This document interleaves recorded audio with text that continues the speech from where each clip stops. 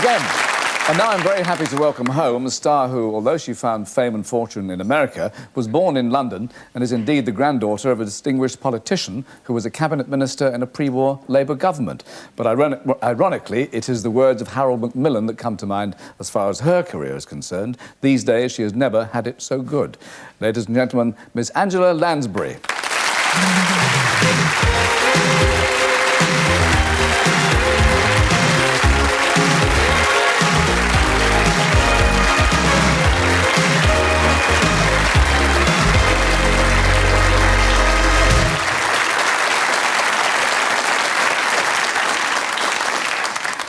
Well, we saw you solving a mystery earlier tonight. You're a rather dangerous person to be around, aren't you? Well, I'm getting a dreadful reputation, you know. People see me coming and hide their children. And their friends. That seat doesn't look too safe, Julie, I must tell you that. Now, when you get a script, do you go right to the end and see who'd done it? No, I sort of read a script rather like I would a detective story. I'm just as interested as the audience is going to be, I hope, as to the outcome and who the murderer is. I sort of take it step by step, you know. It's more fun that way. Are you curious, David, about the villains of your pieces? Yes, you know, I get very excited when I get a script because I go through it very carefully, and although I've read the short story, I try and approach it as Poirot would approach it and try and pick up what clues I can on the way.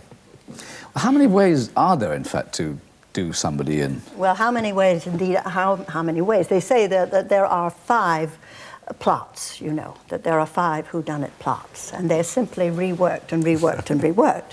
Because if you had to think up an original way, and of course, granted, occasionally you get a very original murder, you know, but on Murder, She Wrote, it isn't so much how the crime is committed, it's how it's solved.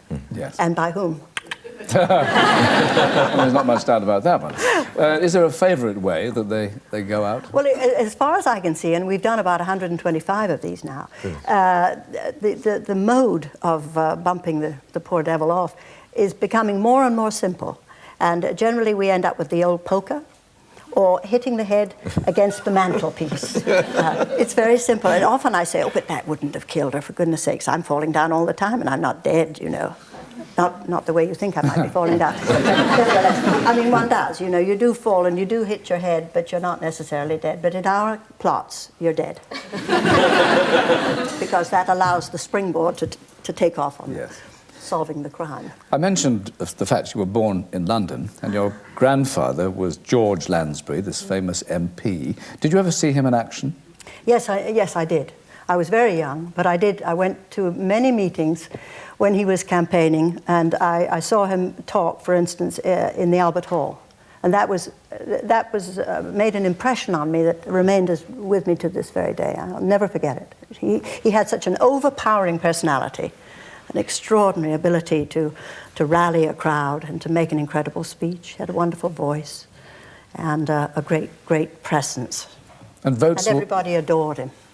Well, the women did, I'm sure, because Votes for Women was one of his platforms. Oh, absolutely. But not just the women. I never forget travelling with him on a bus once in London.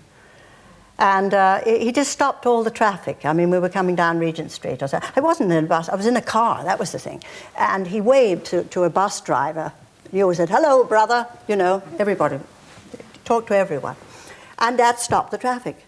And we had to get out of the car, and everybody got out of the bus, and the whole of Regent Street was just a mass of people who all wanted to shake his hand.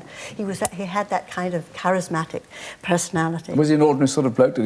Was he a Cockney? Was he that kind of Londoner? No, he was a Londoner. He was an absolute East Ender. He actually wasn't from the East End, but I think he came from Suffolk, really, and Essex, that sort of area. But he lived in Bow, 39 Bow Road. That qualifies, yes. Yes. As a small girl, then, did you go home and pretend to be a politician after seeing him? Well, yes. You know how one is when you're a child. You're very impressionable, and I certainly was. And my sister and I used to do, you know, bits and pieces at home. She was very good. She was a very good director, and she used to make paper costumes, and we sort of danced to old Bing Crosby records. But one of the things we did was I would get up and make speeches. We did these sort of home entertainments at Christmas and Easter and those times, you know. And I would get up and from listening to these speeches that I'd seen and heard so many times, I would get up and make speeches, you know, but they were rather humorous. I would make speeches about the reasons why the LCC should build new toilets, you know, and things of that sort, with a very kind of London voice like this, you know, what we need is more toilets on that sort of thing. And it all sort of rubbed off. But of course he was responsible for the Lido, you know, in the park, the Serpentine. When he was the first Minister of Works in the Labour government, he decided that the people of London didn't have a place where they could go for a swim, where they could have picnics. All the knobs were in the parks, you know, but none of the real Londoners, or the working class people, didn't have a look in. But he opened up the Serpentine, and it was called Lansbury's Lido, which was lovely. Yes. So he left his mark. Oh, indeed he did. Did you have a famous grandfather? He did some startling things. Yes, I have a famous grandfather called James Suchet, and he was one of the first photographers to ever use the 35mm camera in Fleet Street. And he covered such scoops as Blériot's Landing, and one of his other scoops was photographing Crippen in the dock through a little hole in his top hat. He was quite an extraordinary man. He was a very brave man, very courageous, enormous charm. Actually, he was an amateur wrestling champion as well. I mean, he used to say, you know, in his day, when you were a photographer, you really had to get in hard to get your pictures. Then his thing was, of course, when Armstrong Jones came, now we've married into the royal family, it makes life easier. But he was an extraordinary man. This is all very impressive. What about your grandparents, Julie? I only knew my grandma on my mother's side, and she was a bit doolally. Well, she had had 2 strokes. My brothers used to say, at the 3rd stroke, she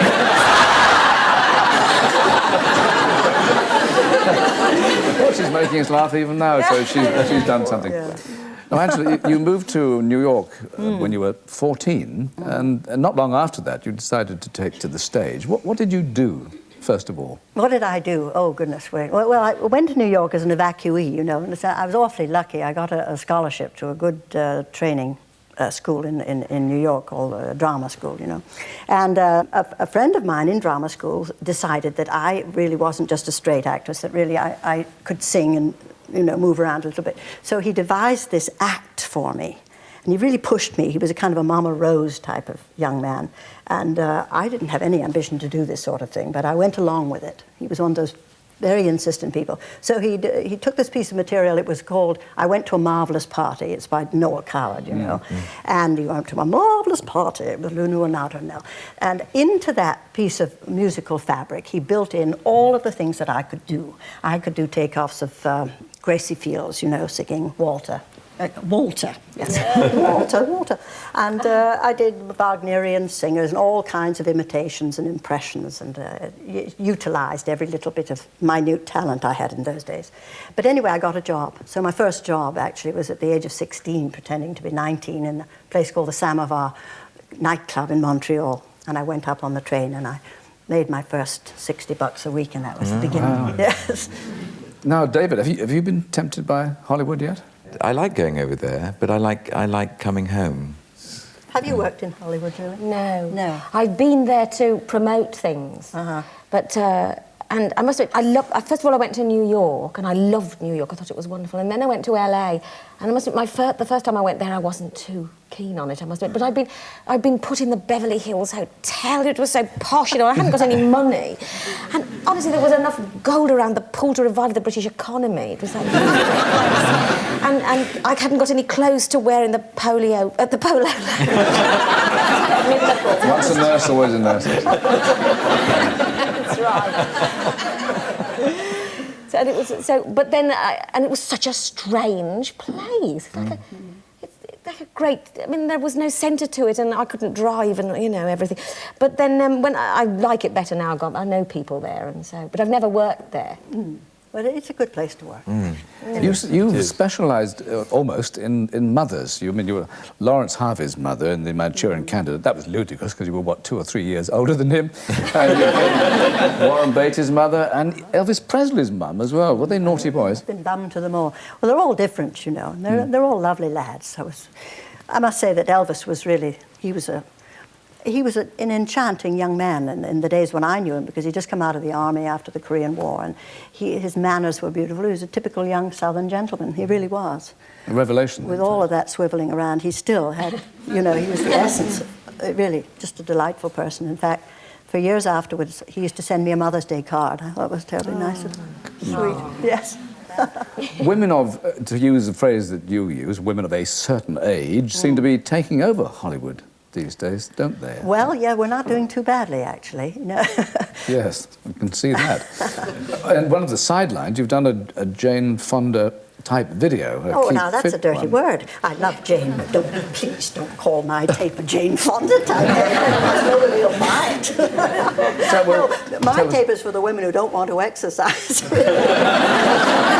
That sounds good. Yes. That's appealing. It appeals to me. Yeah, well, there you are, you see. And I found that most women, they talk about it a lot, but to really put on the gear and go to the place and pump the iron and all of that is really... it's a pain in the back, to put it mildly. So I've devised a very laid-back sort of form of exercise, which is what I call stretching. And it has to do with just feeling good. And when you get to be my age, you're very pleased if you just feel good. So most women, I think, feel the same way. And they want to feel good about themselves. And so my tape is really addressed to those women who up till now have fallen between the cracks when it came to exercise tapes and that sort of thing, because they just were the forgotten group. But we are now rising, and we're becoming an enormously strong, huge group of women who are very active and want to stay looking and feeling terrific and being attractive to their husbands and maintaining their attractiveness. But not in a stupid way. It's got nothing to do with losing weight and being terribly slim or like a reed. Don't go for the burn. No, I don't go for the burn, any of that stuff. I think lovely Zoftic women are very attractive, and so do men. Don't you? Yes. Yes. So I'm all for being fit, but not necessarily thin as a reed. Certainly. Perfectly well expressed. Go along with that? Fonda, if you'll pardon the phrase, has actually done a tape for pregnant women. Did you know about that? Did you use it, Julie? Oh, no. Jane Fonda's done a tape? No, no. I hadn't done a day's exercise since about 1974. But I did do a little bit during pregnancy, and Grant did it with me. In fact, he was much better. I think he'd have been much better at giving birth. He was very good at the breathing and concentrating on all of that. And I think he'd got the hips for it, actually. No, you haven't. Sitting back. But I didn't do that much because then I heard I was going to have a cesarean, so I stopped, which was probably very naughty. But I just started recently. But pumping iron is so boring, isn't it? Well, I think it's very boring and very unfeminine, really. Yes. Ooh, in the gym, you know, they've got all those terrible records, you know, pump it up, all of that. So almost to quote the sort of line from a musical you might have done, for you, you've only just begun. In a sense, yes. It's a fascinating thought, and I don't see any signs of stopping or slowing down. Slowing down, yes, because obviously you have to balance all of the activity of a career with other things. And I have tremendous other interests, like my house and my garden. I'm a tremendous gardener, and I'm a grandmother, you know, and there are a lot of things I love to do, but I try to sort of mix it and match it. And I'm very fortunate. My goodness, I get to do what I love to do. I think you've got the answer. It's been a great pleasure talking to you. Thank you. Angela Lansbury. Thank you so much. And David Suchet. And Julie Walters. And thanks for your company. Until next week, good night.